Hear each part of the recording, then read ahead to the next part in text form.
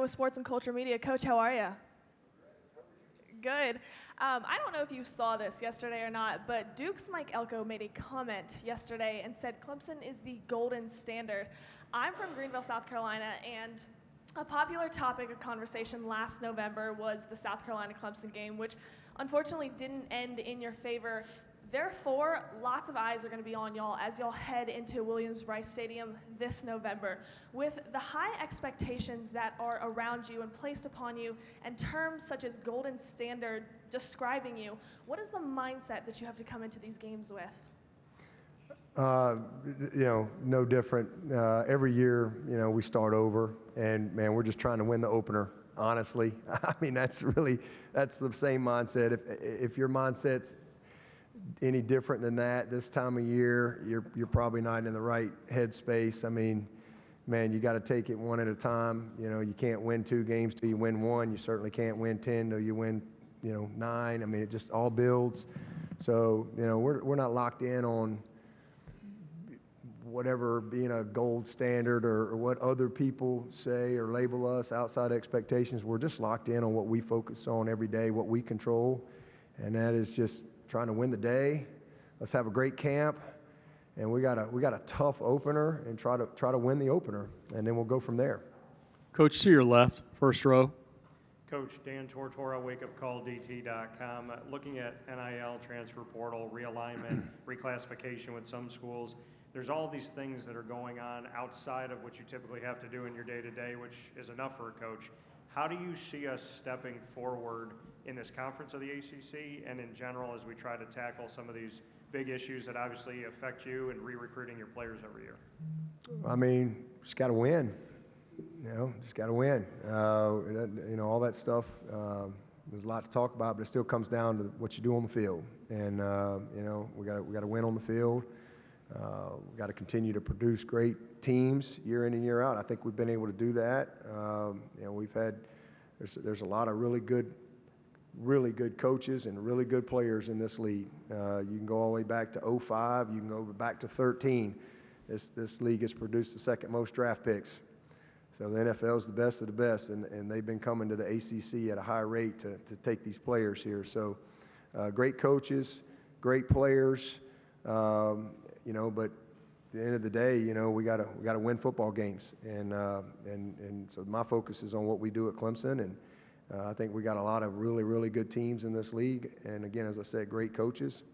So just continuing to compete at the highest level, and obviously we step out of conference, and you get matchups, and we've got to continue to win, and our fair share of those.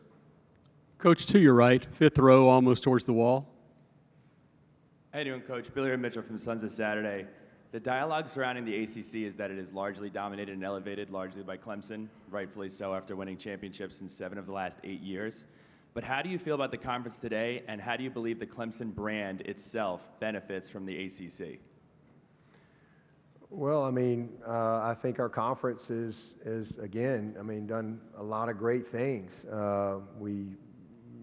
I can only speak from Clemson, but we're part of this conference.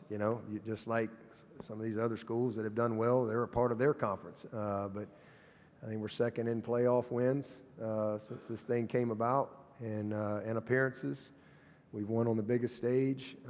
Certainly not perfect, but as far as the brand, the ACC does a tremendous job in promoting our teams, and again, we've had a lot of consistency, and that's a result of our brand, because we got kids coming from all over the country. We got kids from California, Texas, Florida, Ohio, Kansas, Maryland, Massachusetts, everywhere in between. So, that doesn't happen if you don't have a great brand, and we're certainly proud of the Paw and what we've been able to do at Clemson, but also, all that the league has been able to do to promote us as well.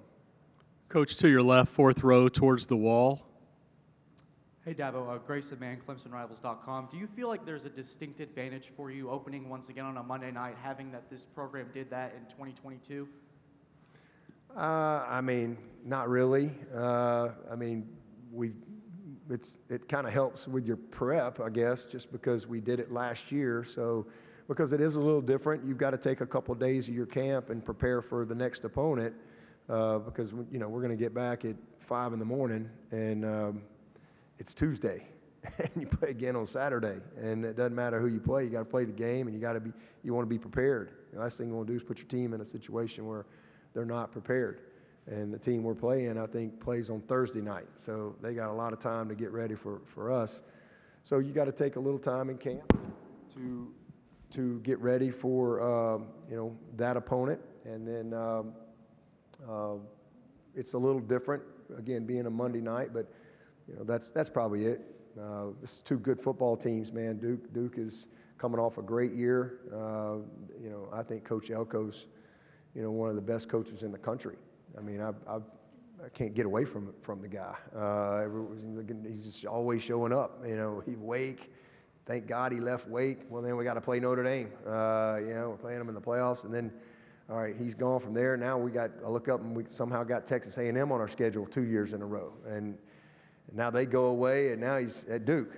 He's a great coach, and man, what an unbelievable job he did last year. He and his staff, and they got about everybody back.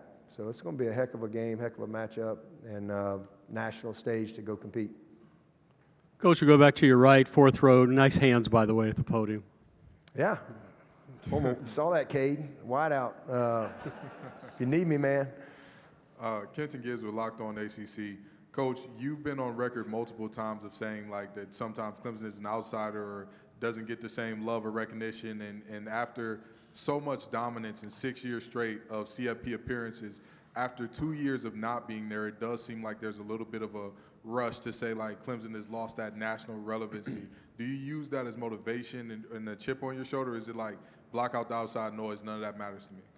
Listen, I mean, our people talk about Clemson. We've had 12 really, really good years in a row, some great years in there. It's hard to get to a Final Four when there's 133 teams trying to do it. And we've been there as much as anybody. And if not going 8 years in a row means we stink, well, I guess we stink. But, maybe we can get back there this year and be able to say we went, 7 out of the last 9 years. That would be pretty cool accomplishment. But that's not going to happen if we don't win the opener and win the state championship, win this league, and win the closer. So, that's all we're focused on. None of the rest of that stuff, really just what we can control. And that's our prep, our mindset, how we attack each day. Coach, back to your left, fourth row towards the wall again. Fourth row left. Hey, Coach. David Glenn from the North Carolina Sports Network and the David Glenn Show. We've met a lot of transfers here at ACC Kickoff. You have kind of the old school approach where you have 2 fifth-year guys and they're all high school signees. I've read that you may lose a dozen outgoing transfers but not sign many incoming transfers, and that seems to be different than most approach. Why is that your philosophy? Well, it's just where we are, kind of state of the program. If I was taking a new job, then we'd have it'd be what you have to do, because you're going to have a mass exodus of players, and you got to, obviously, it's probably not a good job, so you got to turn the roster. There's a lot of things that go into it, but I'm going in year 15, and there's just a lot of continuity. I mean, we've got a 98% graduation rate.